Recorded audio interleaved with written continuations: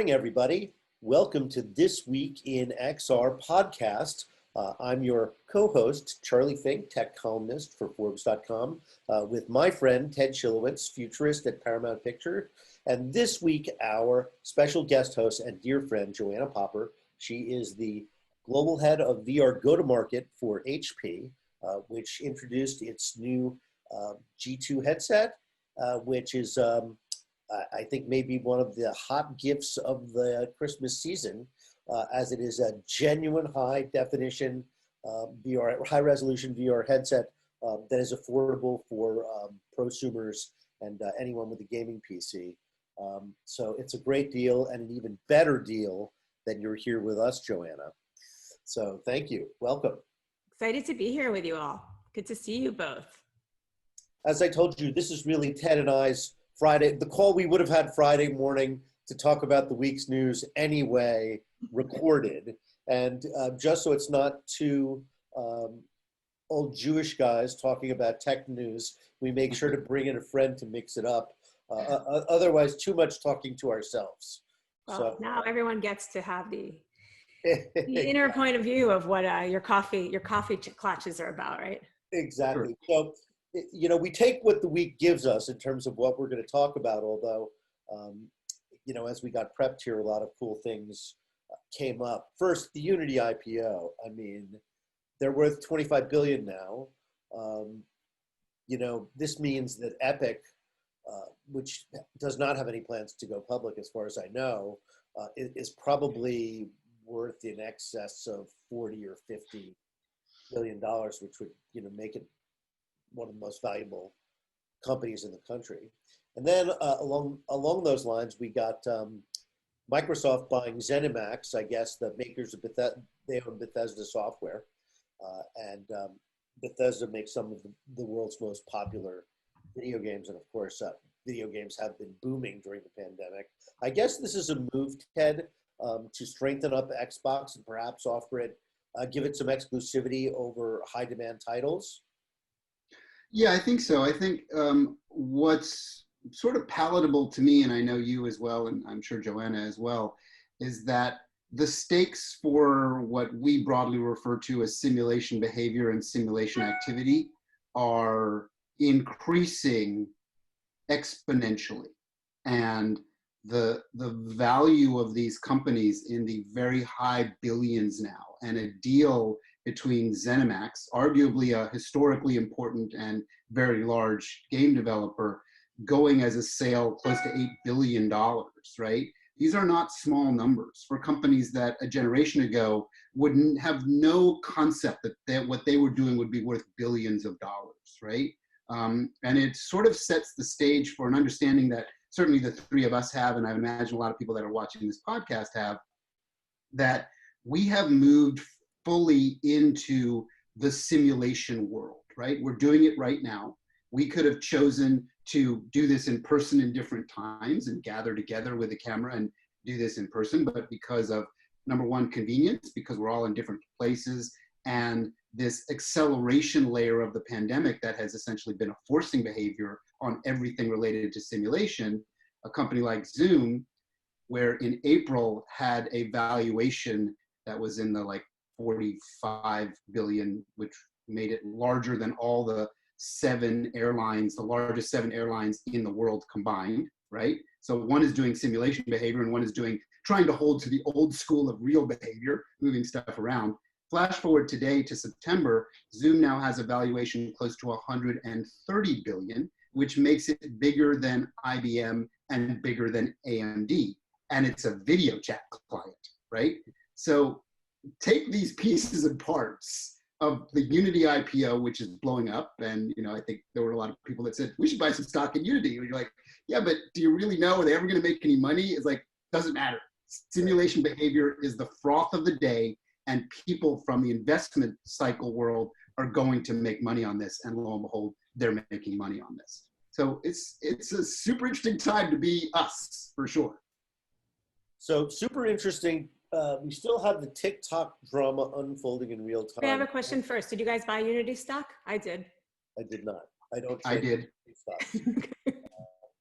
I don't know if I'm allowed Got to say that tips. on a Got podcast. tips. Yeah. Well, But it's I already, think- already gone up. I mean, I didn't even get in at the original IPO price, but I did get in on IPO up significantly. Yep. Now wishing I bought more, but congratulations to our friends at Unity Yes. for their success on this great IPO and for what you're bringing into the world. Absolutely. So meanwhile, back to TikTok, bonus points to anyone who can explain what's going on now. Well, Charlie, you know, my take on this is no different than last week. Much ado about nothing is my opinion on this. Like, there are so many more real things happening in the world than TikTok being this nefarious force that's going to destroy democracy. There are real forces trying to destroy democracy right now, and TikTok is the least of our worries. This is my opinion. Yeah, My and some very of the strong forces are contributing to the mess with TikTok. So yes. TikTok is part of the overall distraction and smoke and mirrors, such as healthcare, wealth inequality, and the inability of the government to handle the pandemic. Absolutely. And of course, it's a difficult thing to do. We see well-run governments having trouble with it, Western governments, and we just sort of kick the can down the road and hope it would work out. Yeah, I think maybe an interesting. We're not talking about this abuse of science, which is putting us all at risk. Right. I think maybe an interesting perspective on this to get your take on, both of your takes on, is let's call them the TikTok emulators, right? So if TikTok was a Vine emulator that went away, and now Instagram and WhatsApp and everybody else dancing around it are going to basically remodel their software models to take advantage of the TikTok phenomenon, which was the Vine phenomenon. That may be the more important story, is how susceptible a software platform that created fervor but really didn't create any IP, right? Just created a lookalike platform of something that used to exist. And Instagram, with a huge user base, can easily create a modification to their visual platform to take advantage of that desire for that kind of human behavior, right?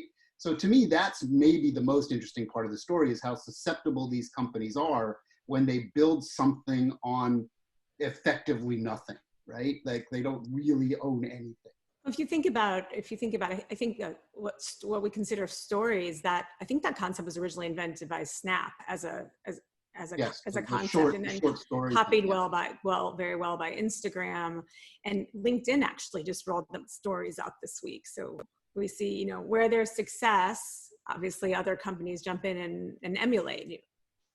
Right. It's interesting, right? We get into this rule of 10, where when there's one good video chat client, suddenly there's 10 not so good video chat clients, and you have to navigate them every day. And now everybody wants to fish where the fish are. Yeah. Also interesting, I think, sometimes to see who, it's the idea, but then it's the and execute upon that better, or because they have their network effect, they end up being more successful with it. But I think your point is well taken, Ted. In a world where you have platforms entirely dependent on user-generated content, that content, will follow the people anywhere. Mm-hmm. The other thing, of course, is these platforms are starting to compete on the basis of talent. So, with TikTok under threat, I've noticed a lot of TikTok celebrities saying, by the way, don't know if I mentioned this, but I'm on Instagram. You can find me on Instagram. You can find me on YouTube. They're promoting their other feeds. And when they start to emphasize those platforms, people will start to use them more. Sure. And I think that's really where a lot of damage to TikTok can come, even if it's not banned, by seeing some of their top talent moving to other platforms, and those platforms adopting some of its strategies, and perhaps between adopting their platform strategy and poaching their talent, they're going to start getting people to move away from TikTok, and we'll see it sort of slowing down on its own without any external forces. I thought it was so crazy that somebody would pay $100 per TikToker. And remember, that's $100 per account. So it's probably many $100 for somebody who's super engaged with TikTok. Right. And how could it possibly possibly generate that. Yeah, exactly. You know, well, they're young. I mean, they're audiences that are hard to find. So, you know, if you, and they skew young audiences tend to be worth more for advertisers because there's still a longer life ahead to make choices and become loyal customers. So, you know, one of the personnel, although all of us come from media, and in some ways, traditional television models that are advertiser supported. I think we've all worked in those environments.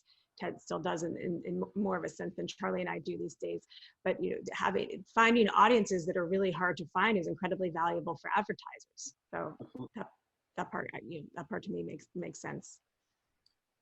So the other big piece of news, I think, for us in VR, although probably $14 million doesn't impress people who are talking about billions of dollars, but our friends at Oso Software, who have been doing surgery simulation for, I'm going to say 8 or 10 years at this point. They're led by a very charismatic young guy, Justin Barad, who is a programmer and an orthopedic surgeon. So he brings obviously a very unusual perspective to a VR company, but you know, and they've struggled a little bit because, you know, there are so many institutional barriers in medicine, right? Who's the training for? How do you get it in front of them? Who pays for it? You know, everybody agrees it's great and it's needed. So he's really had to kind of thread the evangelism needle here to find the right stakeholders. But the thing that really is, I think, important here is this money is from Kaiser, right? This money comes from right inside the industry, and in fact from the insurance companies who ultimately are going to pay for the training, because they either have to get it into medical schools, which is working but slow going, or they have to get integrated into surgical residency programs, and that's where the insurance company comes in, because if you know, a trainee surgeon is a doctor and a very highly trained individual who gets paid a lot of money. So, you know, that includes their training time. That's what they're there to do. It's paid training. So I think it's just really exciting. Their product is terrific. Everybody loves it. They've been working with device manufacturers as well, but I think this may be a big turning point for them. Yeah, and this is something that is very much near and dear to my heart. I've been involved in a number of pro bono efforts around VR for healthcare. A while back, we were able to get a VIVE grant years ago for UCLA to do some stuff with neurosurgery that became something really significant and still is today. And I'm involved with a number of different sort of hospital chains looking and figuring out using simulation behavior for pain management. Being able to wear a VR headset instead of taking opioids or lowering your opioids for post-op patients. It's really an interesting and very worthwhile field. So within the fodder and all of the noise around things that are less meaningful, anything that touches healthcare and can propel, again, I keep maybe like my broken record, anything that can propel simulation behaviors to find good veins of use like healthcare and medical overall is a very positive step. And, you know, I look at a company like Apple that tends to have their eye on health and wellness in various ways. And whatever devices, you know, because of the watch stuff, they're very much health oriented, right? Or at least demonstrate that as a trajectory. And with whatever may be coming from Apple and head mounted, if they put energy toward healthcare and wellness, I think it's going to be a really good thing for a lot of people. And I know Joanna and I are regular users of Chris Melk's software called Supernatural. I don't know if you're a Supernatural. Oh yeah, we talk about Supernatural, sure. Yeah. I work out in Supernatural every day. Yeah. And I'm not as intense as you. I'm more 3 days a week, but I love it. My wife loves it, and you know, it's essentially Peloton meets Beat Saber, and it works really well. And you work up a real sweat in it, and it's real. You know, it's real athletic activity and exercise that you're doing in our favorite medium, which is virtual reality, and it is showing a pathway toward using VR for wellness, which I think is something that needs more energy and needs more more dollars put towards it, more financing put towards it. So this OSO thing is a good step. It's very exciting for me to see this happen. There's a couple things that I really pairs love. beautifully with a G2 headset. Well, there's a couple of things that I really love about Supernatural. One is so you're, I mean, right now, you normally in the previous version of the world, I would work out at ClassPass and go to different gyms all over the world in whatever city I was in, which, well, since COVID started, I've only been in one city and I've been to 0 gyms. So that my normal workout method is not available to me, or not available, or I've chosen not to do it in the same way. But with a VR headset, you can work out at home. You're active. You're moving your arms. You're moving your legs. You're moving your core. And the music is hits. You know, they have a deal. I think they license music. Really good music, and it's a really good process that they create. Yeah, and across all different genres. And the last thing that I think is, well, 2 more things I think are excellent about it. One, that all around you, you see an environment. So you can be at the pyramids, you can be in the Great Wall of China, you can be in the glaciers, you can be at a famous park in Oregon or Yosemite. And that, especially in a time like now, where I'm really going nowhere. I may go from this room to that room or the other room, but the fact that during my workout, I'm feeling like I got to travel to Chichen Itza, or I got to travel to, Petra, or one of the, which Petra happens to be the last great wonder of the world that I've never been to.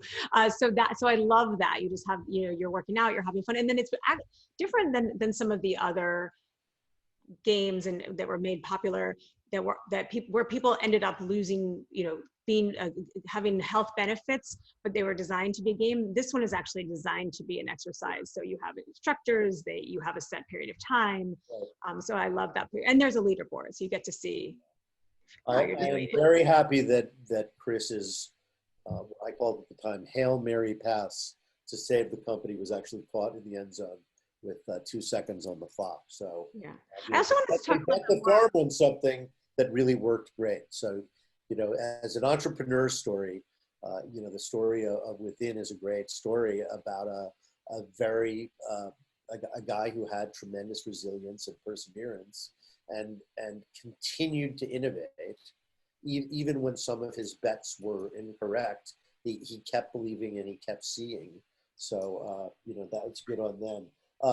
I got my Quest 2, by the way. And I unfortunately haven't been doing a lot of enterprise stuff with it yet, because I think that's where it will be the most impactful, because now you can kind of read and do work-related stuff in VR, which you couldn't before. But I've been practicing. We have a big tournament a big tournament in Pro Putt, which is a kind of you and I are in Oregon doing this tomorrow. That's right. And charity event tomorrow. It's this afternoon, dude. Oh, that's right. Not today's Friday. It's this afternoon I think I'm doing mine at 4 o'clock. Yeah. Yeah, right. I've been practicing. I have my first match, the Kathy Hackle. Very exciting. That's great. So by the way, go buy the Quest 2. It is totally. I also wanted to mention, just on the healthcare side that you talked about earlier, I wanted to double down on that. Besides the obvious consumer benefit that we talked about, like with great products like Supernatural and Creed and Box VR and many others out there, at HP we're working with a lot of educational institutions like medical schools, as well as hospitals and healthcare workers. And because, Ted mentioned simulation earlier, the rate of retention for learning in VR is so high. It really is. It's about 5x when you read a book, 10x when you listen to a presentation. So everyone out there listening to us is going to remember 10% of what we said. So you have to decide which of our pearls of wisdom are what they want to keep and capture. But then there's about 75% when you are actually doing something, and doing something in VR, that simulation has that impact. And so you end up retaining about 75%. And so studies that we've seen with surgical training, which is an area we work really closely with, a number of great companies out there, there's been data that shows that if you train on about a surgery in VR, but a year later, you'll still have 80% retention, versus about only 25% 2 weeks later if you train in more traditional methods. So if you think about that, surgeons are always learning new tools and new, there's lots of new information and new tools coming all the time in the surgical world. And you think about the impact that can have in terms of, how long you're actually in the surgery, the number of minutes you're in there, and the patient outcomes. There's a huge potential, huge positive ROI financially and on our healthcare. So huge overall impact on training in VR for anything in the medical area. It's part and parcel to a theory. I don't need to go into it deeply right now, but you could look it up on your own, whoever's watching this, of why you remember when we used to go to hotels, why you remember your room number in a hotel is distilled down what you're just talking about. But we could talk about it at a later date, but there's a reason why you remember the room number in your hotel, because it's a spatial memory. You associate it with it. Speaking of training and simulation, a story that just dropped this morning about a location-based entertainment company called Dreamscape that was working with AMC Theaters. They just announced, I guess last week, a giant deal with the University of Arizona to use their Alien Zoo world as a basis for studying biology and evolutionary biology. And they're building a whole curriculum together. And then they just announced a deal with the Department of Defense. They're not saying much about it, except that it's a multi-million-dollar deal for them to help build technology and software for simulations.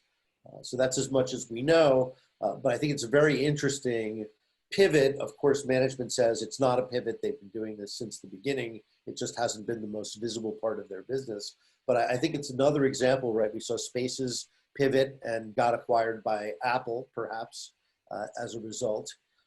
So, a lot of the VR companies, although there was an announcement today, VR Studios is trying to develop home products to, answer the slowdown in public places. But I just wanted to bring this up because Joanna is one of the world's leading experts in location-based VR. So I thought that was an interesting bit of news, and I've been thinking about what's happening, in that industry, and it strikes me as one of those things where they're just deader than nails. But when this thing passes, there's going to be tremendous pent-up demand. Yeah, I can speak to that. So we work really closely with Dreamscape. They're using our HP Reverbs in their locations as well as our backpacks, and they'll be switching over to the Generation 2 when we start shipping it soon. So first, I will verify that they were doing some of these other things before. This is not just No, I don't think anybody can wake up on Monday and say, hey, you know what? Let's pivot to education, and then make a deal 4 months later for tens of millions of dollars with the University of Arizona. Yeah, this just wasn't the area that they were doing as much publicity for. So they are open in Dubai. They reopened their location July 14th, I believe, in Dubai, and that it's doing well there. Like people are coming back. They're being very, very, very open and transparent about their new operational processes, their new processes for the groupings. So if you book a time slot, the only people in that time slot will be people that you came with. So whether you're 2 people, 4 people, 6 people, you won't be in your time slot with anybody that you don't know. They are, showing very clearly how they're doing their sanitization. So there, a lot of interesting lessons from there. So that's a bit from what I hear, and we speak with their Dubai team all the time directly as well. That location is doing well. Their U.S. locations haven't quite reopened yet, but that's all dependent on local regulation, city officials, and so on. But yeah, they have some really, really interesting deals going on. And their 2 biggest competitors, The Void and Zero latency, I'm guessing you're thinking? No, Sandbox. Oh, Sandbox, okay. Zero latency, I'm talking about in the US. But zero latency really doesn't have much presence in the US. Yeah, they have a bunch. They have Dallas, they have Reno, they have a bunch. They have about, zero latency has about 50 locations worldwide. That I know. But The Void, obviously, in trouble, has very expensive leases that they need to renegotiate. Sandbox was the other company I was talking about. They were poised to grow quickly. They had raised a lot of money to build out new locations, and they declared bankruptcy last month. For the U.S. part. Yeah. Not the Hong Kong part. Right. Understood. So hopefully they'll form a new subsidiary and they'll live to fight another day. Yeah, and this is all to be expected in these sort of early waves of figuring out where there is a business, what is the business, how does the business evolve, how does it scale, right? So just like Joanna is very close and friendly with the Dreamscape guys, I've been very close to them, both at my days at Fox and now at my days at Viacom. We continue to have a belief. You guys are investors. Yeah, I was going to say Viacom's an investor. Yeah. Yes, and we were investors at Fox as well. So we have a belief structure around the evolution of this forms of entertainment. We also have a very clear view of the fact of where it sits in the evolution of maturity of a platform and a business. And you have to have a long view of this kind of stuff. So, you know, when the LBE business essentially went on pause, just like many other businesses that were public facing, including the movie theater business, right, at large, it is really fascinating to see companies that are nimble enough to start to take advantage of things they've had in the hopper. And this, again, goes right back to this thesis about the value of simulation. So without sort of like, I'll give you a little tease because Joanna's been in some discussions about a big education project that we're involved in that may have a VR component, something I'm doing with LAUSD. Me being Viacom and Intel, yeah. So we're doing already a public-facing thing with LAUSD around virtual learning, and not to sort of tell you too much yet because we're still talking about it, but we certainly have been discussing with Joanna and others in the tech sector of how do we move out of the flat screen world into the virtual learning world to bring simulation behavior at scale to education, which is, again, just like healthcare, something I'm extremely passionate about and feel like there's a lot of upside to. So we're in it, and Joanna's in it as well. We can't talk too much about the details. That'll be for an upcoming episode, but we are definitely in this thing. Let's pivot then to the last thing we wanted to talk about, which is Sidequest, yes. Which is an interesting little company that just raised a little over $500,000 from Palmer Luckey, the founder of Oculus, and others. Can you explain to us, Ted, what Sidequest is and why it's important? Yeah, so we were chatting about this before we started recording today, and I think it's really important when you understand that with every platform that for understandable and arguable reasons have to start to build up their walled garden to create their economic shell, right? That's what Oculus is, right? It keeps going higher and higher, and we like it because it is refined and it works and it typically doesn't crash. And you know that this is part of the reasons why you have a walled garden. But it's also important to have a disruptive force in the walled garden. And if you have no disruptive force, you only have one voice in the conversation, right? So Sidequest, while it will be buggy and while it will be challenging in certain ways, allows developers to load things and bring things into the Quest that may or may not fit exactly with the guidelines of what Oculus proper is trying to do. And ethically, it's really important. It's, let's call it the minority voice, right? If we want to tie it to sort of a political dynamic. If everybody is on board generally with the majority of what this stuff is and how it's going to work well, you also need to have a minority voice, people that are willing to challenge things, push the envelope, show different ways of existence, show different forms of simulation use case. And this is an important part of the proper, like, healthy ecosystem. You have to have an underlying disruptor. And what I believe is the value of Sidequest is that is the underlying disruptor. It's important. What is Quest's attitude toward Sidequest?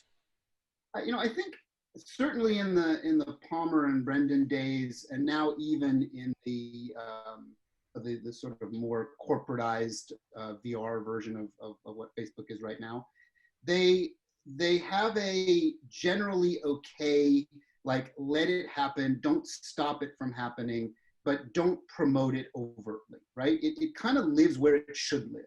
like they're not going to try and quash it, but they're not going to like embrace it. It's a bit like in the iOS world, the jailbreak days, right? When we used to jailbreak our iPhones because there were just a bunch of things we wanted to do. And Apple started to kind of react to that and realize they need to find this fine line between openness and closeness. And it's always changing, it's always moving, right? But arguably the iOS store, with some really interesting examples that we could talk about, we've talked about in past episodes about the epic iOS sort of War of the Roses that's going on right now. Ongoing.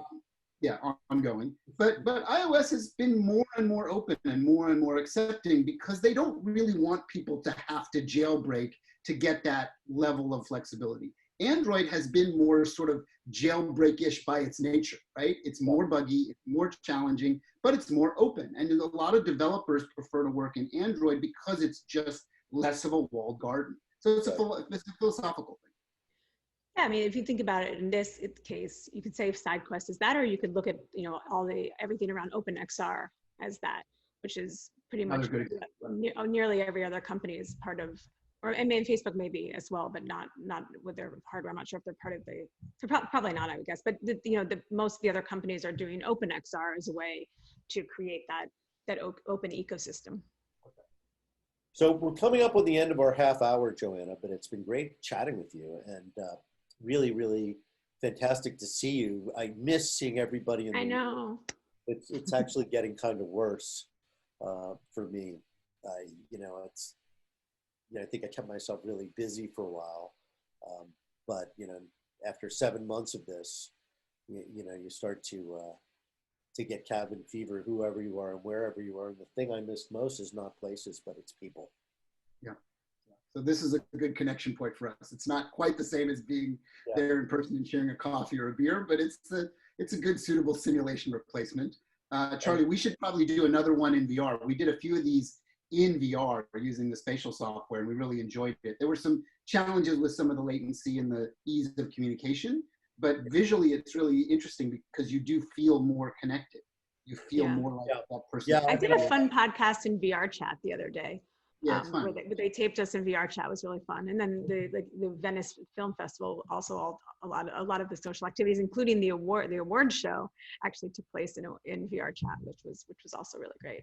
Yeah, I tried to go to that, but the server crashed on me. There's so many people there. Well, we participated with one of the projects that won. We participated with Finding Pandora X by Kara Benzing and Double I Studios, and so we took home Best VR Experience, or took home with our little avatars. The avatars took the prop home. Got beamed like Star Trek. It just beamed them to them. Yes. Okay. All right. Well, that's it for us this week, folks. Take a look for the print column with more stories and more details on Forbes.com, and we will see you. Charlie, one more thing I want to just jump in with. Sorry. Okay, go. One more thing. So we did announce this week our ship date for the HP Reverb Generation 2. So we published that yesterday. If you already to get my review unit. Review units are coming soon. We did do a very, very limited supply of review units pretty early. They're very, very, very early. But Charlie, for you, we want to make sure you get a full production level quality. So yours will be coming soon. Yeah, so we announced have a really big announcement for enterprise and developers next week at the VRARA Global Summit, which will be on September 30th. So stay tuned. Right. I'm speaking there, or I pre-recorded a talk there.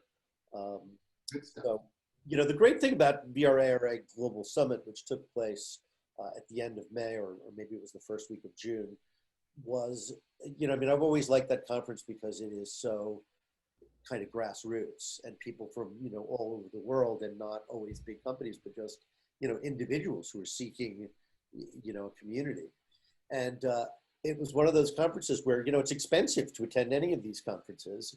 There's airfare and there's hotel, and, sometimes the tickets are pretty expensive. So it's mostly limited to people who are either local to it or whose company is paying for them to be there. So there's a sense of exclusivity around them, which of course has its own charm. And you can't get a lot of that in the real, but in the virtual world. But what you can get that you can't have in the real is tremendous scale. So for example, my talk was attended by, 1,100 people live, which is insane, right? Because when you give a talk at the conference, there's, if you really have a packed house for your talk, there's 200 people there. Exactly. Yeah, we made an announcement there. I mean, I think the total conference had 12,000 people or so, and we did a keynote there in June, and there were 1,400 people listening crazy. live. Not even people who listen. Not even people watching, the recording later, but those synchronous. Yeah. Yeah. So that's why there's more announcements there next week. Well, I hope it's just as packed as it was last time, because the idea that there are people who didn't have access, who are getting access, almost makes the sacrifice worthwhile, in my view. Yeah. So, we lost, like everything else in this crazy pandemic, we lost something, but we found something else. So. Yeah, there's a give to get. Exactly. Have a great weekend, everybody. Thanks, Charlie.